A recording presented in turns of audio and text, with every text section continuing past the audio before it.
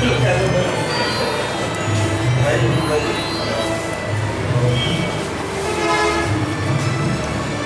அவர்களுக்கும் இந்த வங்கியில் முக்கிய பணியாற்றி எங்கள் நிர்வாகத்தின் அங்கத்தினராகவும் பிரதிநிதியாகவும் வந்திருக்கும் திரு பி. செல்வராஜ் அவர்களுக்கு பேசினாலும் அவரை பற்றி அவ்வளோ நேரம் பேசிட்டேன். நானே எல்லாம் செஞ்சேனான்னு எனக்கே தெரியல, இந்த அளவுக்கு பேசியிருக்காரு. அவர் என்னுடைய குடும்ப நண்பர்கள் தான் சொல்லலாம். அந்த அளவுக்கு 2 பேரும் மிங்களாக இருந்தோம். அவரை இந்த விழாவுக்கு வருகை தந்ததற்காக முதலில் எனது நன்றியை தெரிவித்துக் கொண்டு அவரை வருவதற்கு வரவேற்கிறேன். அடுத்ததாக இந்த வங்கியில்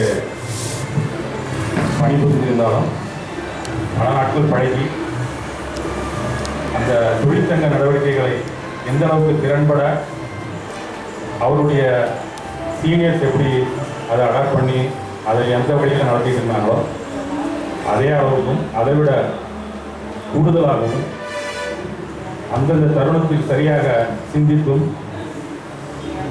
என்னென்ன சப்போர்ட்டு எங்களுக்கெல்லாம் வேணும், எங்கள் தொழிலாளர்களுக்கு எந்த தருணத்தில் என்னென்ன செய்யணும் அப்படின்னு நாங்கள் கேட்டால் தகுந்த ஆலோசனையும் வழங்கி வரும் எங்கள் ஸ்டேட் பேங்க் ஸ்டாஃப் யூனியனின் முக்கிய பிரதிநிதியாக வந்திருக்கும் திரு தமிழ்ச்செல்வன், எங்கள் மன்னாரோடி மாப்பிள்ளை வேறு, எனது நெருங்கிய நர்மணி மைத்துனர் திரு ரவி அவர்கள் என்னுடைய நெருங்கினர்.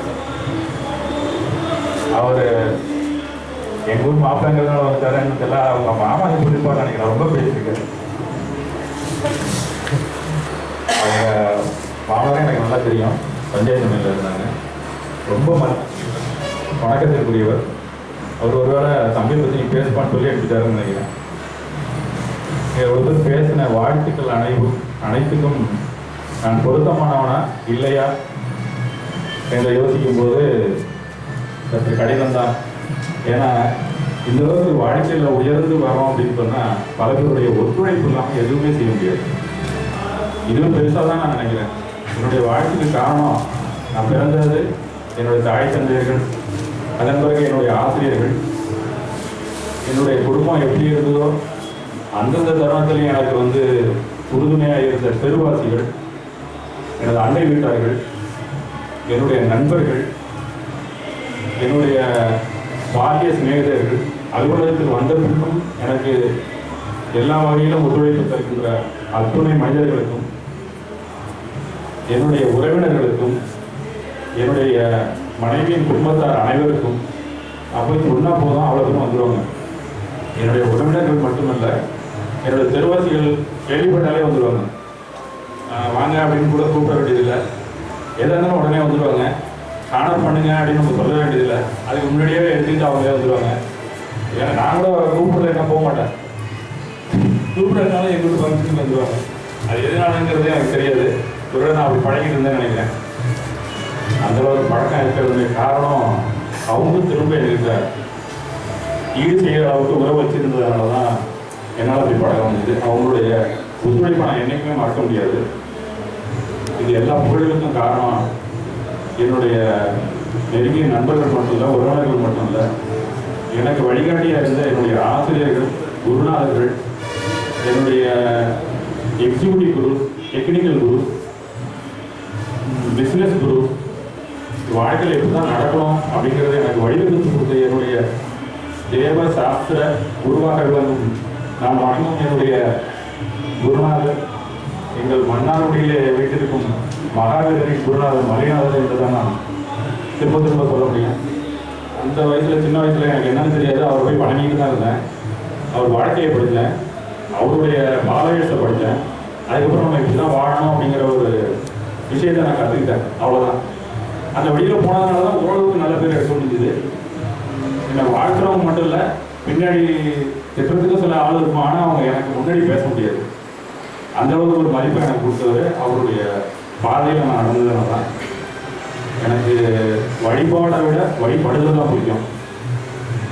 கோயிலுக்கு போனால் வழிபாடு முக்கியம் தான், இருந்தாலும் வழிபடுதல் தான் முக்கியமாக நினைக்கிறதுனால என்னால் எல்லாத்தையும் சாதிக்க முடிஞ்சு வருவதுன்னு நினைக்கிறேன்.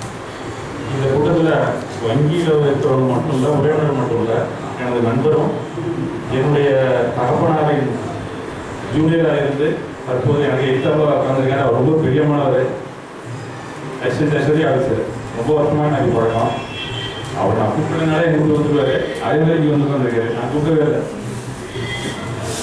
அவரையும் நான் அந்த நேரத்தில் அவங்களுக்கு சொல்லிக்கலாம். பல வகையில் எனக்கு வெளிப்பழக்கத்துலேயும் எனக்கு நிறைய உதவி செஞ்சுருக்காங்க. அவர் ட்ரெஷரி ஆஃபீஸராக இருக்கிறதுனால அவ்வளோ டிபார்ட்மெண்ட்டில் இருக்கிற அத்தனை பேரும் என்னென்ன வேணுமோ அவர் மூலியமாக எனக்கு சாய்ச்சி கொடுத்துருவாரு. ஸ்டேட்மெண்ட் ஸ்டாஃபும் செஞ்சு கொடுப்பாரு. அந்த அளவுக்கு ஒத்துழைப்பாக இருக்கார். பக்கத்து துறையில் தான் இருக்காரு.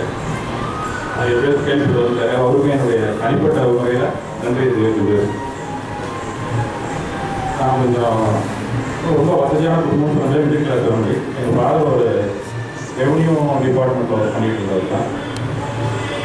சொந்த ஊர் தஞ்சாவூர், செட்டில் மன்னார்குடி. என்னுடைய மதர் ப்ராப்பர்ட்டி, அதனால் நான் இங்கே வந்து செட்டில் ஆகிட்டோம். படித்து முடிச்சதெல்லாம் நான் என்னுடைய தோட்டத்தில் சொன்ன மாதிரி பொறியாளர் போகணும் அப்படிங்கிற ஒரு எனக்கு தான் ஆரம்பித்தேன். ஒரு வருஷம் வரைக்கும் பொறியாளருக்கான அந்த ப்ரீ டெக்னிக்கல் கோர்ஸுங்கிறது கூட படிச்சுட்டு வந்தேன். அதுக்கப்புறம் டிஸ்கஷன் பண்ணிட்டேன். பூண்டி புஷ்பம் காலேஜில் தான் இளநிலை, அந்த பிஎஸ்சின்னு சொல்லுவாங்கள்ல, இளநிலை அறிவியலை சார், அதை படித்தேன். அது படிக்கும்போது என்னுடைய நண்பர்கள் 7-8 பேர் ஸ்டேட் பேங்கில் இந்த ஏரியாவிலேயே ஒன்றாவே அப்பாயின்மெண்ட் ஆகும். அது ரொம்ப ஆச்சரியமான விஷயம். எல்லாருக்குமே இந்த ஏரியாவில் பக்கத்து பக்கத்து பிரான்ச்சில் அது மாதிரி கிடச்சிது. எல்லாருமே நெருங்கி இதை ரிட்டர் ஆகிட்டே இருக்கும். இன்னும் ஒரே ஒரு ஆள் தான் பாக்கி. நாளைக்கு அவருக்கு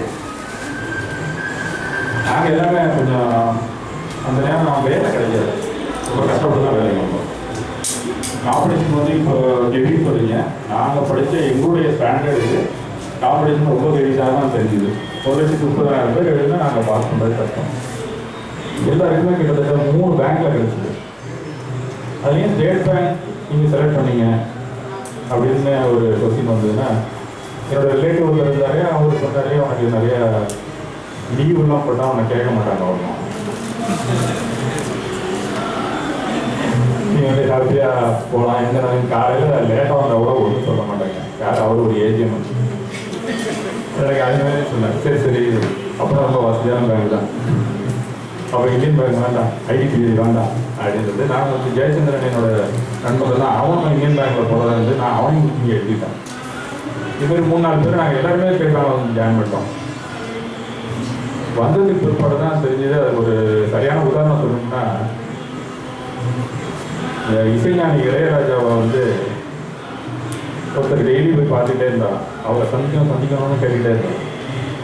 டெய்லி நம்ம போகும்போது வரும்போதெல்லாம் அந்த அளவு வந்து வாசல் நிற்கிறான், அங்கே போனால் நிற்கிறான், மியூசிக் பார்ட்டி நடக்கிறது நிற்கிறான் அப்படின்னு சொல்லிட்டு கண்ணிலே பட்டுட்டு இருக்காங்க. அவனை கூப்பிட்டு, என்னப்பா உனக்கு வேணும், எதுக்காக நீ வந்து நிற்க?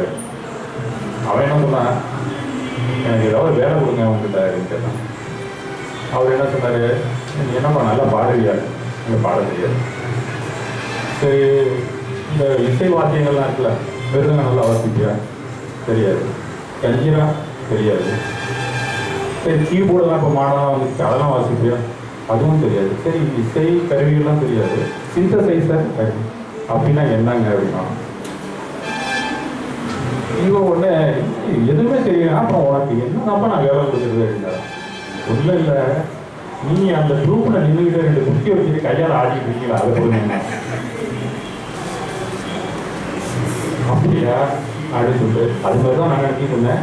பேங்க்ல உத்தியோகம்னா 2 குட்டி வச்சுட்டு கையை ஆடுறது தான் அப்படின்னு நினைச்சிட்டு இருந்தேன். அப்புறம் உள்ள வந்ததுக்கு அப்புறம் தான் தெரியும் எவ்வளோ பெரிய வேலையெல்லாம் செய்ய வேண்டியதாக இருக்குது. எப்படிலாம் நம்ம பாடுபட்டால் தான் அந்த பேங்கை நம்ம கொண்டு வரலாம், நம்மளும் நல்லா இருக்கலாம் அப்படிங்கிறது வேலைக்கு உள்ளே வந்ததுக்கு அப்புறம் தான் எனக்கே புரிஞ்சுது. வேலைக்கு நம்ம எப்படி வர்றோம் அப்படிங்கிறத முதல்ல சில பேர்கிட்ட நம்ம கேட்டோம்னா, என்கிட்டே நானே என்ன நினைச்சேன், நான் நல்லா படிச்சுக்கேன், அந்த கோச்சிங் பேப்பர்லாம் நல்லா எழுதினேன், நிறைய மார்க்ஸ் போட்டாங்க, இன்டர்வியூவில் எனக்கு நிறையா அது கொடுத்தாங்க, அதுக்காக வேலை கொடுத்தேன். ரைட். இன்னும் சில பேர் கேட்டிங்கன்னா, எங்கள் சொந்தக்காரர் வந்து அங்கே வேலை பார்க்குறாரு, இன்டர்வியூவில் என்னை செலக்ட் பண்ணிட்டாரு, நான் ஜாலியாக உள்ள வந்துட்டேன். அந்த மாதிரி சில பேர் இருப்பேன்.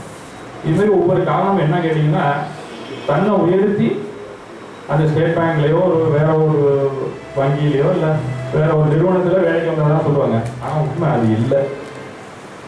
ஒரு 10,000 ரூபா சம்பளம் கொடுக்குறாங்கன்னா 30,000 ரூபா நம்ம சம்பாதிச்சு கொடுப்போம். அதுக்கு தான் நமக்கு வேலை கொடுக்குறாங்க. இது எனக்கே முதல்ல தெரியல. வந்து ஜாயின் பண்ணி ஒரு 6 மாதம் கழித்து ஒரு சீனியர் சொன்னார், நீ நல்லா வேலை செய்கிற, பாராட்டுற, ஆனால் எதுக்காக உனக்கு வேலை கொடுத்தாங்க தெரியுமா அப்படின்னு. தெரியாது சார். உனக்கு என்ன சம்பளம்? 538 ரூபா. சார் நீ 1500 ரூபா சம்பாதிச்சு கொடுக்கணும் அங்கே, அதுக்கு தான் உனக்கு நீ வேலை கொடுத்துருக்காங்க. அதை மறக்கவே இல்லை இன்னைய வரைக்கும். Saving money to the company, saving money to the concern, இதுதான் முக்கியம். நீ உனக்கு வந்து நீ சம்மதிச்சு கொடுத்தாலையா உனக்கு சம்மதம் கொடுக்க முடியும். அது முதல்ல ஞாபகம் வச்சுட்டு வேலை செய்யாங்க. என்னால் மறக்க முடியல அந்த வாசகத்தை. இன்னைக்கு இருக்க சீனியர் தான் அது, நம்ம உயிரோடு தான் இருக்காரு. எப்படி நான் வேலை செய்யணும் அப்படிங்கிறதையும் சில பேர் எனக்கு சொல்லிவிட்டாங்க. அதில் வந்து திரு சந்திரசேகரன் திரு ரிட்டையர் ஆகிட்டாரு. இந்த ரொம்ப அவர் கூட வரவழைச்சிருந்தேன். அவரை காண போனோட அவர் நம்ம உடல்நிலை ரொம்ப மோசமானதாக வரல. அவர் ஒரு டெக்னிக்கல் குரு எனக்கு வெல் நாலேஜ், ஒரு எக்ஸிக்யூட்டிவ் கண்ட்ரோல். அதாவது டெக்னிக்கல் குருனா என்னென்ன விஷயங்களை எப்படி நீங்கள் கையாளணும் போக்குவரத்துலாம் சொல்லி கொடுக்குறது மட்டும் இல்லை, யார் யார் வந்தால் எப்படி ஃபீல் பண்ணணும், கஸ்டமர் வந்தால் நீங்கள் எப்படி அணுகணும், உங்கள் வேலையில் ஹையர் ஆஃபீஸில் இருந்தால் அவங்ககிட்ட நீங்கள் எப்படி நடந்துக்கணும், இது எல்லாமே எனக்கு சொல்லி கொடுத்துருக்காரு. ஒருத்தருன்னா அவர் திரு சந்திரசேகரன் தான். அதுலேயும் நான் கட்டிட்டு வந்தேன். நம்பர் 2, ஒரு நிறுவனத்தில் நம்ம வேலை செய்யணும்னா சக ஊழியர்கள் நம்மளால் பாதிக்கப்படக்கூடாது. நம்ம கூட இருக்கிறவங்க யாருமே பாதிக்கப்படக்கூடாது. சேவிங் எம்ப்ளாயி, சேவிங் எம்ப்ளாயினா நீங்கள் போய் கட்டாம ஒரு ஆஃபீஸில் திடீர்னு ப்ரொஃபஷனல் ஆஃபீஸராக போட்டாங்க, ஒரு மேனேஜர் பண்ணாங்க, இருக்கிற ஸ்டாஃப் எரிஞ்சு கொடுத்தோம்னு வச்சுக்கோங்க, 2 பேர் ரிசைன்மெண்ட் எடுத்துருவோம். அவங்க மறுபடியும் 2 பேரும் நம்ம தேர்ந்தெடுக்கணும். இல்லைன்னா கணவன் வந்து வேலை கொடுத்து ட்ரான்ஸ்ஃபர் வாங்கிட்டு போடுவோம். என்ன வருது அந்த மாதிரியும் இருக்கக்கூடாது. நம்ம ஆக்காக இருந்தால் கூட மேனேஜர் கணவனை பொழுது தெரியணும்னா அந்த ஆள் வேலை ஊருக்கு வாங்கிக்கணும். ஆனால் மேலே நம்மளை வச்சு எழுதிட்டு சேவிங் எம்ப்ளாயி ரொம்ப முக்கியம். நம்பர் 2. நம்பர் 3 என்னன்னு கேட்டிங்கன்னா, வேலைக்கு வந்துட்டோம், சேவ் பண்ணி அடுத்தது இந்த கன்சர்னில் இருக்கிறவங்களோட ஒழுங்காக நம்ம பழகணும். நம்பர் 3 இருக்கிறவங்களோட நல்ல தொடர்பு வச்சுக்கணும். அவங்ககிட்ட ஒரு நல்ல இடம்னா நம்ம போய் கலந்துக்கணும். அவங்க ஒரு சோர்வாக இருந்தானா, ஏன் உனக்கு என்ன ஆச்சு, அவன் வீட்டில் என்ன பிரச்சனை, இதை கண்டிப்பாக நான் கேட்கறது உண்டு. அது எந்த அளவுக்கு நம்மகிட்ட ஒரு பிரியத்தை கொடுக்குதுங்கிறது நம்ம பேச தான் தெரியும், பழக தான் தெரியும். ஒன்றுமே நீங்கள் செய்ய வேண்டாம். வீட்டில் பல கஷ்டத்தோடு வந்து உட்காந்துருப்பாங்க, அவனை கூப்பிட்டு ஏன் மூஞ்ச பார்த்தாலே பேசிக்கிட்டு இருக்காரு, என்ன ஆச்சு உனக்கு, உள்ளே வந்துட்டா எல்லாத்தையும் கைட்டு போட்டுவாரு. நீ எப்போ என்ட்ரி ஆகிறியோ வீட்டு விஷயத்தை கைட்டு போட்டுவார் அப்படின்னா அப்புறம் தான் சொல்ல ஆரம்பிப்போம். சில பேர் அழுவவே ஆரம்பிப்போம், வீட்டில் அப்படி செய்கிறாங்க இப்படி செய்கிறாங்க. இதெல்லாமல் நம்ம கேட்கணும். அப்போ தான் ஒரு சிறந்த ஒரு எம்ப்ளாயியாக இருக்க முடியும். நம்பர் 4 என்னன்னு கேட்டிங்கன்னா, ஒரு 4 பேர் லீவு, நாங்கள் 4 பேர் தான் இருக்கோம்னா அந்த வேலையை இழுத்து கொடுத்து இந்த சார் இந்த அளவுக்குலாம் பேசுகிறாங்கன்னு சொன்னால், இதை நான் செய்யலைன்னா கண்டிப்பாக அந்த பேர் கிடைச்சிது. ஒரு 3 நாள் லீவுனா கண்டிப்பாக 2 பேர் லீவ் போடுவோம். 4ஆம் நாள் வேலை ஜாஸ்தி இருக்குது. நம்ம அன்றைக்கி லீவ் போடாமல் போகணும். அவங்க சம்பளம் விட நமக்கு தான் சம்பளம் கொடுக்குறான். வர்றவங்கலாம் பேங்கை நம்பி தான் வரலாம். அப்போ நம்ம அன்றைக்கி போய் லீவ் போட்டால் எங்கள் வீட்டில் கூட சொல்லுவாங்க, கஷ்டமாக இருக்கீங்க போய், அதெல்லாம் நம்ம இன்றைக்கி தான் போகணும். இது எத்தனை பேர் இருக்குன்னு நிறைய பேர்த்த இங்கே நான் பார்த்தேன். அதனால தான் எனக்கு நல்லது கிடையாது, வேற ஒன்றும் கிடையாது. இன்னும் சின்ன சின்ன விஷயங்களை நீங்கள் கவனிச்சுட்டே வந்தீங்கன்னா உங்களுக்கு நல்லது ரொம்ப ஈஸியாக எடுத்துடலாம். அப்புறம் அடுத்தபடியாக எடுத்துட்டிங்கன்னா நம்ம ரிலேஷன்ஷிப்பு. பேங்க்குக்குன்னு ஒரு இமேஜ் இருக்குது. இந்த இமேஜை நம்ம என்றைக்குமே காப்பாற்றணும். ஒரு கம்பெனியில் இருக்கோம், ஒரு கடையில் இருக்கோம், ஒரு இடத்துல வேலை செய்யணும்னா நம்மளால் அந்த நிறுவனத்துக்கு கெட்ட பேர் வரக்கூடாது. வெளியில் அவுட் சைட் ஃபாரின் பிஹேவியராக வாங்குறது, அதனால் கெட்ட பேர், நம்மளால கெட்ட பேர் அது ஏன் பேப்பராக இருக்காங்க. இதெல்லாம் இருக்கிறவங்களையும் நம்ம பக்கத்தில் இருக்கிறவங்க சொல்லி அது மாதிரி இருக்காதுங்க, என்ன கஷ்டம் உனக்கு, நீ என்ன உங்கள் ஃபைனான்ஷியல் ப்ராப்ளம் என்ன இருக்குது, நீ இந்த மாதிரி அசெட் வச்சுக்க, இந்த மாதிரி லைபிலிட்டிஸ் வச்சுக்க, இதெல்லாம் சரி பண்ணு, இந்த மாதிரி சரியாக போயிடும், மாதம் மாதம் நீங்கள் நேரம் செஞ்சிங்கன்னா உனக்கு எல்லாமே சரியாக போயிடும். இதெல்லாம் நிறைய பேருக்கு தெரியும், ஆனால் யாருக்கும் சொல்கிறது. இவங்க மட்டுமே அதை கடைபிடிச்சிட்டு போயிட்டே இருப்பாங்க. தனக்கு என்ன தெரியுதோ அதை அடுத்தவங்களுக்கு சொல்ல ஆரம்பித்தாலே தானாகவே நல்ல பேர் வந்துடும். இது ஒன்றும் பெருசாக நம்ம அங்கே போய் அங்கே போயெல்லாம் ஆராய்ச்சி பண்ணணும்னு அவசியமே கிடையாது. பெரிய புத்தகம் படிக்க வேண்டியதில்லை, மேனேஜ்மெண்ட் கோர்ஸுக்கு போய் படிக்கணும்னு அவசியமே கிடையாது. கூட இருக்கிறவங்க எப்படி இருக்கான், அவனுக்கு என்ன கஷ்டம், அவனால் வேலை செய்ய முடியலையா, சரி ஒரு நாள் என்ன செய்ய முடியுமோ அந்த நீங்கள் எடுத்துக்க, நான் அந்த வேலையை நான் பார்க்குறேன். ஒரு சம்பளம் போடுறதுக்கு உடம்பு சரியில்லாமல் அவ்வளோ கஷ்டப்பட்டுட்டு அந்த சீட்டில் இருப்பாங்க. கூலாக போய் அன்றைக்கி காலையில் வரைக்கும் அவங்க நோக்கி போட்டு உட்காந்து போய்ட்டு அதை போய் எல்லாரும் என்ன கேட்பாங்க, என்ன நாளெல்லாம் என்ன பண்ணிட்டு இருக்காமா, அந்த சீட்டு போனால் தான் அது என்ன கஷ்டம்னு தெரியும், அனுபவிச்சிருக்காரு அவர். இது மாதிரி ராமகிருஷ்ணன் இருந்தார், அவரை கேவலமாக பேசுவோம். அதுக்கப்புறம் இவராவது வந்து எக்ஸர்சைஸ் பார்த்தா பயப்படுவான், அவரை முந்திக்கு தவிர பேசிடுவான். நாளை கையெழுத்து போகிற நேரத்தில் கூட காசு இருக்காது, இவரெல்லாம் திட்டுவாங்க. இதெல்லாம் பார்த்துக்கிட்டே இருந்தேன். சரி நமக்கு என்ன தெரியுமோ அவருக்கு என்ன வந்து போய் வவுச்சர் போட்டு கொடுப்பேன், டோட்டல் போட்டு கொடுப்பேன். அப்போலாம் கால்குலேட்டரே வரல, நம்ம யூனியனோட இதுபடி கால்குலேட்டரை யூஸ் பண்ணக்கூடாது. அதில் ஒரு அன்றைக்கி அது 12 காலம் ஞாபகம் கிடச்சில, அது தப்பு தப்பாக போட்டு சைட் டோட்டலு, காலம் டோட்டலும், ரோ டோட்டலும் டேலி ஆகும். அப்புறம் தான் சரி என்ன அது பண்ணிக்கிறேன். இதில் நம்ம ரெண்டாவது இன்க்ரிமெண்ட்டுங்கிறது யாருக்கு எப்போ வருதுன்னே தெரியாது. ஏப்ரல் மாதம் வரணும்னா செப்டம்பர் மாதம் வரைக்கும் சும்மா இருந்துட்டு நீ என்ன என் கிளார்க்கு எஸ்டாப்ளிஷ்மெண்ட் பார்க்குற, எனக்கு நீ ஏன் போனேன்னு கேட்பான். இவன் என்ன பண்ணான் எவ்வளோ நாள், இவரை போய் இது மாதிரி கை கட்டிடுவான். நமக்கு என்ன சம்பளம், அதுக்கு என்ன டிஏ அவனுக்கு தெரிய வேண்டாமா. வேலைக்கு வந்துருமா சம்பாதிக்கிறதுக்கு, நமக்கு என்ன சம்பளம்னு தெரியாமல் வேலை பார்த்துட்டு இருந்தாங்க. அவங்க எப்போ அடுத்த திருப்பிட்டு வருதுன்னே தெரியாது. இந்த எப்படி சரி பண்ணலாம்னு யோசிக்கும் போது தான் இந்த கம்ப்யூட்டர் சிஸ்டம் உள்ள வருது. ஏன்னா செய்யணும்னு அவசியமே கிடையாது. அப்போ ஒரு லோக்கலில் படிக்கலான்ட்டு போனால் ஒன்றும் சரியாது. அப்போ ஏதோ பேங்க் எம்ப்ளாயிஸுக்காக ஒரு தனியாகவே ஒரு கோர்ஸ் வச்சு நடத்துகிறோம், நீங்கள் அங்கே வந்து ஜாயின் பண்ணிக்கிறீங்களா அப்படிங்கிற மாதிரி கேட்டாங்க. ஒரு 14 பேர் போனோம் நினைக்கிறேன். ஏன் சார் 14 பேர் சேர்ந்து போவோம். அப்போ போகும்போது தான் மனசுக்குள்ளே இதெல்லாம் எனக்கு கஷ்டமாக இருக்குது, யார் யார் செய்ய முடியலைங்கிறத மனசில் வச்சுக்கிட்டே தான் படித்தேன். உண்மையை சொல்லப்போனால் அதுதான். நான் என் சீட்டுக்கு மட்டும் சரி பண்ணணுங்கிற யோசனையில் இல்லை. இப்போ கேஷ் போர்டு எடுத்திங்கன்னா கேஷ் எல்லோரும் வாங்கிடுவாங்க. ஒரு 10 பேரையும் கன்சால்டேட் பண்ணி அன்றைக்கி எவ்வளோ இருக்கும், அந்த நோட்டை எவ்வளோ உள்ளே தரணும், பேலன்ஸ் எவ்வளோ காமிக்கணும், அதுக்கு என்ன இன்ட்ரெஸ்ட் வரும், ஜெனரல் ஆஃபீஸ்லேருந்து நம்ம எவ்வளோ பே பண்ணணும் ரிசர்வ் பேங்க்கு, இவ்வளோ விஷயம் தெரிஞ்சுதுன்னா அதை யார் தெரிஞ்சாங்களோ அவங்க தான் செஞ்சுட்டு இருப்பாங்க. அவங்க 7 மணிக்கு போகணும். இவர் எடுத்துக்கிட்டிங்கன்னா 7:15 தான் டெய்லி கிளம்புவார் ஒரு ஆஃபீஸ் முடிவு போவார். நான் வெளியில் போய் கடத்தல போய் ஜாமான்லாம் வாங்கிட்டு திருப்பி என்ன அரசு உட்காந்துருக்கீங்க இருக்கும், ஏன் அவன் திட்டுவாங்க காலைல வந்தாட்டி அங்கே சீட்டுக்கு போக மாட்டாங்க. அந்த சீட்டில் என்ன கஷ்டம் இருக்குங்கிறது தெரியாது. ஆனால் சொல்லப்போமா என்ன பண்ணிட்டு இருக்கேன் நாளாம். இதெல்லாம் வந்து இந்த மாதிரி சின்ன சின்ன குறைகளை பார்க்க நம்ம இதெல்லாம் சரி பண்ணணும் அப்படிங்கிறது. நான் பெருசாக தோல் கொடுக்கல, அவர் தோட்டம் போகிறது சீக்கிரம் பண்ண வச்சான். அவர் இன்க்ரிமெண்ட் எந்த மாதம் வரணுங்கிறது இவர் மறந்துட்டாங்க. அந்த கம்ப்யூட்டர் எடுத்து கொடுக்கும். அது நம்ம வந்து கம்ப்யூட்டர் எடுத்து வச்சுருக்கோம், நாம் என்னென்ன மறக்கிறோமோ அதெல்லாம் மறக்காமல் இருக்கிறதுக்கு ஒரு யூனிட், அது ஒரு கருவி, அதை எப்படி பயன்படுத்தணும் அவ்வளோதான். இது எல்லாருமே செய்யலாம். யாருக்கு அது வந்து ஒரு அடிமை தான். இது நான் செஞ்சதுனால நான் சொன்னதை கேட்டுச்சு, நீங்கள் சொல்கிறத தானாகவே கேட்கணும். என்ன சொல்கிறோம்னா கையால் எடுத்துக்கணும், நீங்கள் கண்ணால் பார்த்தா கூட கேட்கும். அந்த அளவுக்கு நம்ம பழகணும், அவ்வளோதான். மனிதர்களை கூட நீங்கள் வந்து சரி பண்ணுறது கஷ்டம். கம்ப்யூட்டரை நீங்கள் என்ன சொன்னாலும் கேட்கும். என்னை பொறுத்த வரைக்கும் நான் கம்ப்யூட்டர் லவ் பண்ணதே நான் சொன்னேன்னா கேட்கறதுனால எந்த நேரம் நீங்கள் எது வேணும் சொன்னீங்கன்னாலும் கேட்கணும். எவ்வளோ பிகர் கேட்கணும். ஒரு நொடிக்கு 10,000 பேருக்கு சேலரி போடும். ஒரு சார் வந்து 42 பேருக்குள்ள சொன்னார், 10,000 பேருக்கு ஒரு நொடியில் சம்பளம் போடும். அதுக்கு நம்ம செட்டப் ப்ரோக்ராம் என்னங்கிறது ஒரு 10 பக்கம் இருக்கணும்னா வேலை முடிஞ்சு. இதுமாரி நம்ம ஆஃபீஸில் என்னென்ன இருக்குங்கிறத அந்தந்த நோக்கம் காணாத நான் பார்த்தோம்னா ஓரளவு சரி பண்ணுறதுனா. அதனால தான் ஓரளவுக்கு எயிட்டாவது நல்லா வேலை பார்த்துருக்காரு அப்படிங்கிற ஒரு பேர் எழுதுன்னு வச்சுங்க. கண்டிப்பாக இந்த திட்டாளர்களும் இருக்குங்க. ஏன்னா ரிட்டையர் ஆகி போகும்போது யாரும் அதெல்லாம் சொல்லவே மாட்டாங்க. யார் யாருக்கு எப்படி நடந்தேன், சில பேருக்கு பிடிக்காம கூட நான் நடந்துருப்பேன். அதை நம்ம வந்து எயிட்டாக சொல்ல முடியாது. இந்த பாராட்டு ஓரளவுக்கு நான் தகுதியானவனா அப்படின்னு பார்க்கும்போது இல்லைன்னு கூட சொல்லலாம். நான் அடுத்தது எடுத்துக்கிட்டிங்கன்னா நமக்கு பல விஷயங்களை விழிப்புணர்வே கிடையாது. இப்படி தான் இருக்கணும், இப்படி தான் நம்ம வாழணும், குடும்பத்தை இப்படி தான் வச்சுக்கணும், பேங்க்கில் இப்படி தான் நடந்துக்கணும். இந்த விழிப்புணர்வு நம்ம எப்படியாவது கொஞ்சம் கொஞ்சமாக பண்ணிக்காது நம்ம சந்தோஷமாக நம்ம புத்தகம் சுற்றி இருக்கணும்னு சொல்லணும். மற்றவங்களுக்கு புரிய வைக்கிறத நிர்வாகமும் செய்யணும், சங்கமும் செய்யணும். சங்கத்தில் நிர்வாகி அவங்க கேட்குறாங்க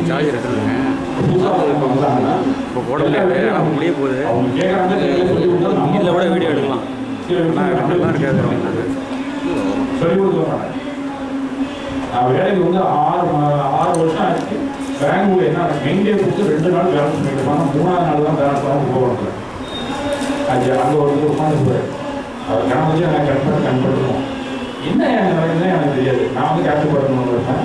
எனக்கு அந்த சைடுக்கு சம்மந்தமே கிடையாது. அப்போ பயமே கெட்டதாக இருக்கும். இது தனித்தீவாக இருக்கும். இங்கே தனி பூஜையே நடந்துட்டு இருக்கோம். டான்ஸ் நடக்கும், பாட்டு நடக்கும். ஏன்னா 2 மணிக்கு மேலே பார்த்தீங்கன்னா கிளாஸ் ரூமில் இல்லாத போதெல்லாம் அடிச்சுருப்பாங்க. அந்த சைடு என்ன நடக்குதுன்னே தெரியாது.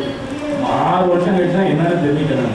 ஆனால் அதுக்கெல்லாம் வந்து உண்மையிலே எனக்கு கைட் பண்ணது திருநாவுக்கரசர். அதில் ஒன்றும் மதிப்பே கிடையாது. எந்த சீட்டு ஒர்க் இருந்தாலும் திடீர்னு நான் கேட்டேன்னா அது கரெக்டாக பதில் சொல்லுவேன். ராமேஸ்வரம் சொல்லுவார், பாலமும் தெரியுமா, சூப்பராக சொல்லுவாங்க.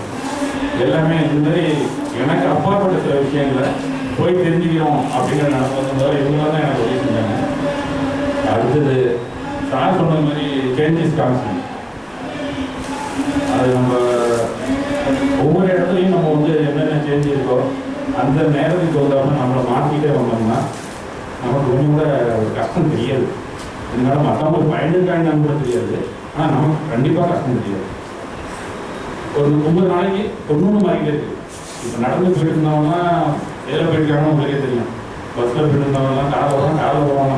இப்படி போய் சந்திரமண்டலத்தில் இருக்கான். இன்னும் நடந்துட்டாங்க எல்லாரும் அந்த அளவுக்கு. அப்போ நம்ம அந்த சந்திரமண்டலத்தில் எப்படி போகணுங்க யோசனைக்கு வரணும். நம்ம என்ன நடந்துக்கிட்டே இருந்தால் நம்ம அந்த டிரான்சிஷன்லேருந்து டிரான்ஸ்ஃபர்மேஷனுக்கு போகணும்.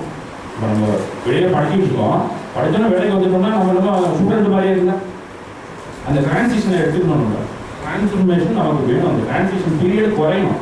இன்னும் வயசுல நம்ம என்ன பண்ணணுமோ அதெல்லாம் பெரியவங்களாக போய் அதே பண்ணிட்டு இருக்கக்கூடாது. நம்ம டிபெண்டாக இருப்போம், கொஞ்ச நாள் இண்டிபெண்டாக இருக்கும். இன்டர் டிபெண்டன்சிங்கும் போது தான் புரிய மாட்டேங்குது. இந்த டிபெண்ட் நல்லா புரியும், இண்டிபெண்ட் ரொம்ப நல்லா புரியும். பசுமை நேரத்தை நினைவு விடாதுலாம். காசு இல்லாமல் நம்ம சொல்ல முடியும். அப்போ நம்மள காசு வந்தாக்கா எப்படி நடக்கணுங்கிறது தெரியும் போது தான் கஷ்டமே தெரியுது. காசு வர்றதுக்கு முன்னாடி கஷ்டம் தெரியல, காசு வந்தோடனே தான் அதோட கஷ்டமே தெரியுது. அதனால தான் இந்த மாதிரி பல விஷயங்கள்லாம் நம்ம தெரிஞ்சுக்க முடியுது. அந்த சேஞ்சை எப்படி அடாப்ட் பண்ணுறது, சேஞ்ச் மேனேஜ்மெண்ட் எப்படி. இப்போ முன்னாடியெல்லாம் வந்து டாக்டர் மூலியமாக ஊசி போடுவாங்க, எக்ஸ்ரே எடுப்பாங்க. இப்போ எவ்வளோ வந்துச்சு, ஒரு மினி ரோபோஸ்லாம் வந்துச்சு. நீங்கள் பாய்க்குள்ள முடிஞ்சிங்கன்னா வயிற்றுக்குள்ள என்னென்ன இருக்குன்னு அப்பப்போ ரிசல்ட் உங்களுக்கு கொடுத்துட்டே வெளியே வந்துடும். பிளட்டில் அந்த மினி ரோபோஸை முடிஞ்சிங்கன்னா உள்ள போய் சர்ஜரி பண்ணுது. அமெரிக்காவில் ஒருத்தன் வந்து இதில் நியூ ஜெர்சியிலேருந்து இந்த ஜெர்மனி பக்கத்தில் ஒரு ஊர் போட்டிருந்தான். அங்கேருந்து ரோபோவை வச்சு கண் ஆப்ரேஷன் பண்ணலாம். நம்ம இன்னும் சாதாரண கண் ஆப்ரேஷன் என்னென்ன இருக்குன்னே தெரியாது. அவன் எந்த அளவுக்கு டெக்னிக்கலாக போயிட்டுருக்கான். நம்ம ஒன்றுமே தெரியாமல் வாழ்ந்துட்டு இருக்கோம் பல விஷயங்களை. இதெல்லாம் நம்ம தெரிய ஆரம்பிச்சிட்டாலே, இந்த அவேர்னஸ் வந்துச்சுனாலே நமக்கு போதும், நம்ம ஹாப்பியாக இருக்கலாம். ஆனால் இப்போ இன்னைக்கு இருக்கிற ஸ்டேட் பேங்கோட நிலைமை, நம்மளுடைய நிலைமைலாம் எப்படின்னு கேட்டிங்கன்னா ரொம்ப கஷ்டமான சூழ்நிலை தான். எப்படி வேலை செய்கிறது, இந்த உலகத்தில் எப்படி வாழ்கிறது அப்படிங்கும்போது இந்த கழிவு பற்றி படிச்சிருந்தீங்கன்னா தெரியும். கழிவோட வயசு என்னன்னு கேட்டிங்கன்னா 70 ஆண்டு. நம்ம மனிதர்களே 70 ஆண்டு இருக்கிறதுங்கிறது கடினமான விஷயம். ஆனால் அந்த கழிவு 70 வயசுலாம் இருக்குன்னா 40 வயசு வரும்போது அதுக்கு மூக்கெல்லாம் வந்து வழிபடும். அதாவது ஆகாரத்தை சாப்பிட முடியும். காலில் இருக்கிற இந்த நகங்கள்லாம் பெருசாகிடும். அந்த கொத்தி எப்படி எடுக்கணுமோ இறைகளை கொண்டு வரதுக்கு அதை போய் காலை வச்சு எடுத்துனா எடுக்க முடியாது.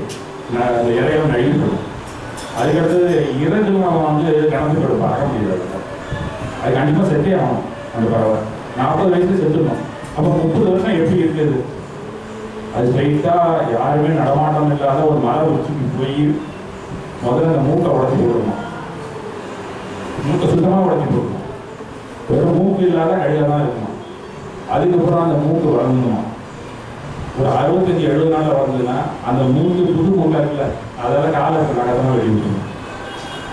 அதுக்கப்புறம் ஒரு 10 நாள் கழிச்சு ரெக்கையெல்லாம் எடுத்து விட்டுருணும். ஆனால் அந்த 150 நாள் சாப்பிடவே முடியாது. அதில் பட்னியாக தான் இருக்கும். பட்னியாக இருந்ததுன்னா அடுத்தது 30 வருஷம் அது வாழுது.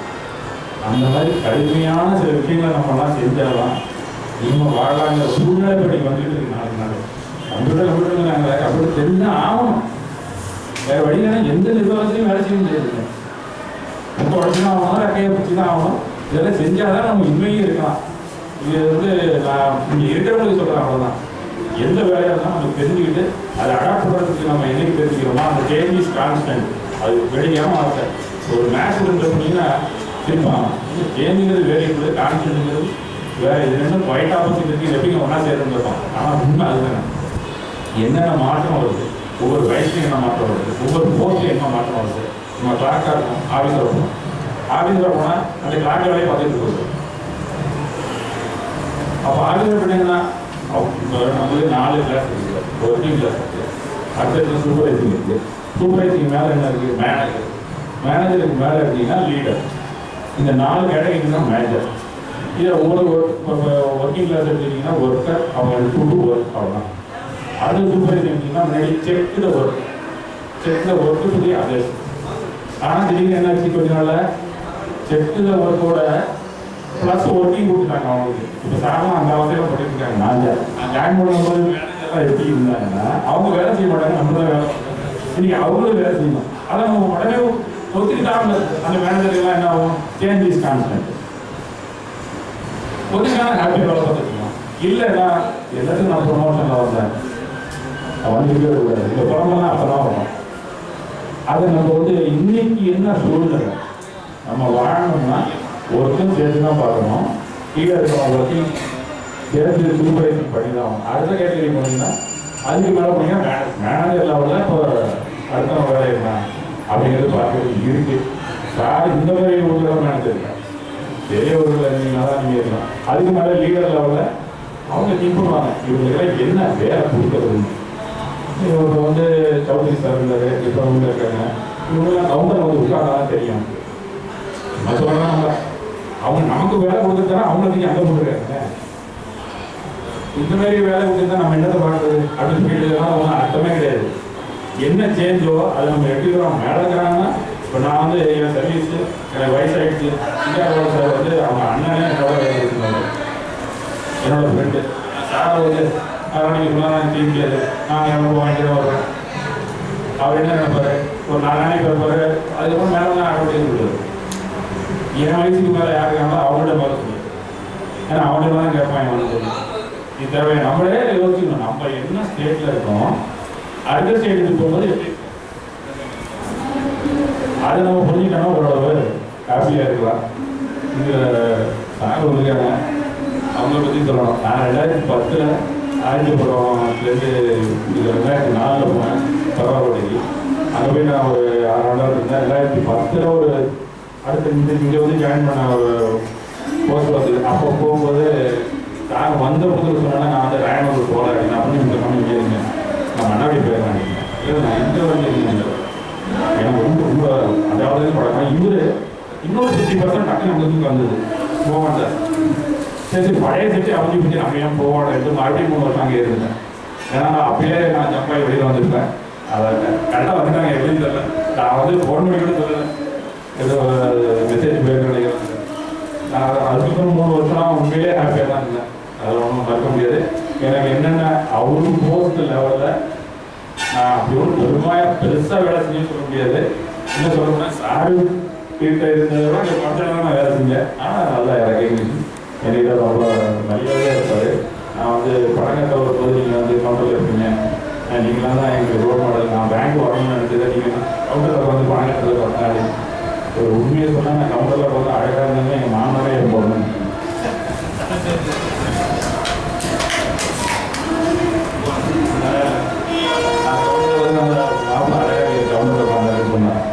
அந்த மாதிரி சாரம் அந்த மாதிரி சொன்னவங்க தான் நாங்கள் அழகாகவும் இருப்போம், அழகாகவும் வேலை செய்வோமா இல்லையாங்கிறது அப்புறம் அவர் மேனேஜர் வந்தாலும் தெரிஞ்சுக்கிட்டார். அப்படிதான் சார்.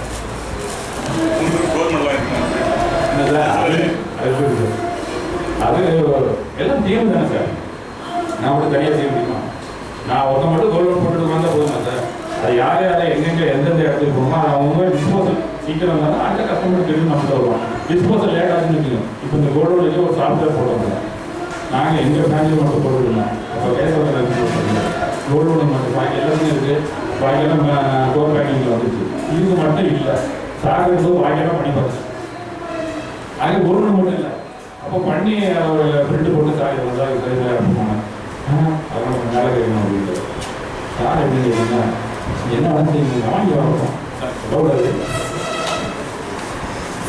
அந்த மாதிரி ஊக்கம் நம்ம வேலை செய்யறவங்களுக்கு ஊக்கம் கொடுத்தோம்னு வச்சுக்கோங்க. அவங்க 10 மாதம் வேலைன்னா 2 மாதம் டெஸ்ட் கொடுக்குறாங்க. ஜப்பான் ட்ரைனிங் எப்படியாவது ஜோன் கொடுத்துட்டே இருக்கான் 10 மாதம். அதே மாதிரி ஜாப்ல போய் ஜாயின் பண்ணிக்கிறாங்க. அந்த கண்டிஷன் டூரை மெயின்டைன் பண்ணிக்கிட்டே இருக்கான். 10 மாசம் வேலை உங்களுக்கு கூட்டுறவங்க வச்சுங்களேன், அந்த 2 மாசத்துக்கு வேற ஒரு இடத்துல விட்டு என்ன மாதிரி டெக்னிக்ல எதை நீங்க கூட்டலாம் எப்படி சுத்தம் பண்ணாங்க மட்டும் சொல்லி கொடுத்துருக்கோம். திரும்ப உள்ள அவங்கதான் வச்சுங்க கரெக்டாக நடத்துவோம். அதுக்கெல்லாம் நீங்க வழியே சாப்பிடுது.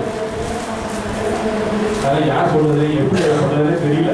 அதனால ஃபாஸ்டா அவருக்கு வந்துட்டுனா ஒரு ரிலாக்ஸேஷனே இல்லாம ரிலாக்ஸேஷன் ரொம்ப ரொம்ப குறைஞ்சி போச்சு. இந்த 2 மணிலேருந்து எப்போ 4 மணி ஆச்சோ மேனுவலாலேருந்து நம்ம வந்து கம்ப்யூட்டரைஸ் ஆனிங்கன்னா ரொம்ப ஹாப்பியாக இருக்கான்னு நினைச்சோம். அப்படின்னு குறைஞ்சிதான் நிற்கிறோம். சார் வந்து சிஎம் நாவலத்தில் இருந்தாங்க, 1010 இருந்தோட உண்மையிலே கஷ்டப்பட்டு தான் நினைக்கிறேன். அது மேனுவல் ஹாப்பியாக தான் சொல்கிறாங்க. 2 மணிக்கு முடிஞ்சுன்னா எவ்வளோ சீக்கிரம் முடிக்கணும் முடிச்சு போயிட்டே இருந்தோம். இப்போ என்ன கேட்டீங்கன்னா ஒரு கஸ்டமர் நம்மகிட்ட பணம் கட்டுறாங்கன்னா அதை நீங்கள் அடிச்சிங்கன்னா அது நடந்து பாம்பேக்கு போகணும், திருப்பி அங்கேருந்து நடந்து வரணும், அவ்வளோ நேரம் ஆகுது. இருந்து எழுதி போயிடலாம். அவங்க இருக்கிற சிஸ்டம் எல்லாமே ஃபாஸ்டே கிடையாது. உட்காந்து அழுவணும் நீங்கள் அந்த மாதிரி இருக்கும். அதெல்லாம் நம்ம ஏதோ படிக்கிறது தான் காலத்தை ஓடிருக்கோம். இன்னும் சொல்லப்போனால் டெக்னிக்கலாக இப்போ வந்து எம்இ படிச்சுட்டு பிஇ படிச்சுட்டு பிடெக் படிச்சுட்டு அம்மாலாம் வந்துருக்காங்க. அவங்க இன்னும் உள்ளூரில் என்ன இருக்குன்னு தெரியும், இங்கே ஆர்டர் வந்து ஒன்றும் தெரியாது, ஏதோ சாஃப்ட்வேர் பண்ணியிருக்கணும்னு வச்சுக்கோங்க. அவங்களே எழுதினா என்ன சார் ஓல்டு மாடலாக வாங்கிட்டு வாங்க. ஆனால் எங்கிட்ட ஒரு நல்ல படம் இல்லை கெட்ட படம் இல்லை, சில மெனு எல்லாமே எனக்கு தெரியாது. சில ஒர்க்காக மேனுவலாக பண்ணதை அழைக்கிறேன். நான் இப்போ ஒரு 15-20 நாளாக ஐயா இருக்குங்க. என்னமா அதை எப்படிமா அது போடணும், நாமினேஷன் எப்படிமா பண்ணணும், ஃபோட்டோ போட எனக்கு தெரியாது, இதை ரிமூவ் பண்ண தெரியாது, திடீர்னு செக் சிஸ்டம் வரும், செக்கை எப்படிமா நாங்கள் மேனுவலாக ஸ்டாண்டிங் ஆட்டோம்னா அது நோட்டு இருக்கும், அதில் கடற்கன்னு எழுதுவோம் கொடுத்துருவோம். அது இன்னும் டீட்டெயில்ஸ் சொன்னால் சார் சொல்லி இப்போ கேட்டுருந்தேன். இப்போ அதெல்லாம் அந்த போர் ட்ரைனிங்கில் எப்படி பண்ணணும்னு தெரியாது. சார் வந்து பல நேரத்தில் வந்து அங்கே வந்து என்கிட்ட சார் இதை எப்படி பண்ணணும் சார் தெரியும் சார் தெரியுதுன்னா அவ்வளோ போய் கேட்கணும். இதில் என்ன சார் தெரிஞ்சுக்கிறதுக்கு என்ன சார் வயசு இருக்குது, இதுவே நம்ம நான் சீனியர் அப்படின்னு சொல்லிட்டு உட்காந்துருந்தா அப்படி உட்காந்து அப்படிதான் வாங்கலாம் சம்பளம் நீங்கள் என்ன வேலை செய்யணும்னு யோசிக்கிறதே கிடையாது. அதெல்லாம் சின்ன சின்ன விஷயங்கள்லாம் நம்ம ஃபாலோ பண்ணணும். இந்த அளவுக்கு ஒரு நல்ல பேராவது எடுக்க முடியுதுன்னு வச்சுக்கோங்க. நிறைய சொல்லிட்டே இருக்கலாம் பேங்கை பற்றி. இருந்தாலும் வாழ்க்கையில் என்னுடைய வீட்டில் கவனமும் மற்ற விஷயங்களில் எனக்கு ஒரு கஷ்டமும் கொடுக்காமல் இருந்தது எங்கள் வீட்டில் இருக்கிறவங்க தான், என்னை சேர்ந்தவங்க தான், என்னுடைய உறவினர்கள் தான். இன்னும் வீட்டில் என்ன கஷ்டம் வந்தாலும் நான் லேட்டாக போனாலும் தைரியமாக இருக்கேன்னா எங்கள் தெருவாசி. நான் எத்தனை மணிக்கு போனாலும் தைரியமாக போகலாம். அக்கமாக தருவோம் சட்டம் இடம் உடனே வருவாங்க. இன்னும் கிராம சூழ்நிலை தான் எங்கள் ஒரு டவுன் இருக்கும்போது நீங்கள் யாரும் நான் யாரும் ஆயிரம் மாதிரி இன்னும் கிடையாது. நீங்கள் காலையில் போய் சொன்ன சில பேர் தான் எல்லாம் வந்துட்டாங்க. நாங்களே முன்னே சொல்லிக்கலாம். அது வேறு விஷயம். இந்த எனக்கு வந்து உறுதுணையாக இருக்கிறது என்னுடைய உறவினர்களும் நெருங்கிய என்னுடைய மனைவியில் தான். அதை ஒன்றும் சந்தேகமே கிடையாது. நான் கண்ட நேரத்தில் வருவேன், முன்னு இருப்பாங்க. இருந்தாலும் அவங்கள்ட்ட பல விஷயங்களை சொல்லவும் மாட்டேன். சொன்னாலும் நாளைக்கு போக வேண்டியதுதாங்க. அவங்களுக்கு தெரியும் இந்த ஆள் சொல்ல மாட்டேன், என்ன பண்ணுறாங்கன்னு தெரியும். அதனால் சேர்த்தாலும் விட்டு விட்டுருவாங்க. ஒரு 2 நாளைக்கு எடுத்தவங்க 3 நாள் சும்மா இருந்தாங்கன்னா அப்புறம் வந்து வீட்டிலேயே ப்ரோக்ராம் பண்ணிட்டு இருப்பேன். இது தேவையை அவங்களுக்கு அடிப்பாங்க. அப்புறம் வரைக்கும் கொஞ்சம் நாங்கள் டீ வரும் காப்பி வரும் குடிச்சிட்டு தான் இருப்பேன். அது 2வது எல்லாரும் நல்ல பழக்கம் ஆக்கிட்டதுக்கு கம்யூனிகேஷன் ஒரு மெயினான விஷயம் தரலாம். கம்யூனிகேஷன் வந்து எப்பயுமே சரியாக இல்லைன்னு வச்சுக்கோங்களேன், நமக்கு கெட்ட பேர் தான் வரும். கம்யூனிகேஷனுங்கிற வார்த்தையே கம்யூனிகேஷன்லேருந்து தான் வந்தது. நம்மகிட்ட இருக்கிற வரைக்கும் ரகசியம், அது இன்னொருத்தர் சொல்கிறோம் பார்த்தீங்களா, அப்போ பொதுவுடைமை ஆகிடும். அதுக்கு தான் எடுத்து போட்டுருக்காங்க கம்யூனிகேஷன். + யூனியன் தான் கம்யூனிகேஷன். ஒரு அது நம்ம எந்த கம்யூனிகேஷனாக இருந்தாலும் ஃபாஸ்ட்டாகவும் சீக்கிரமாகவும் போனோம்னா அது சரியாக இருக்கணும். நம்ம வீட்லேயே வந்து ஏதாவது ஒன்று சொல்லணும்னு வச்சுக்கோங்களேன், அதை சரியாக சொல்லணும். எவால்யூவேட்டிங்காக சொல்லணும்னா தெரிஞ்சுக்கலாம்.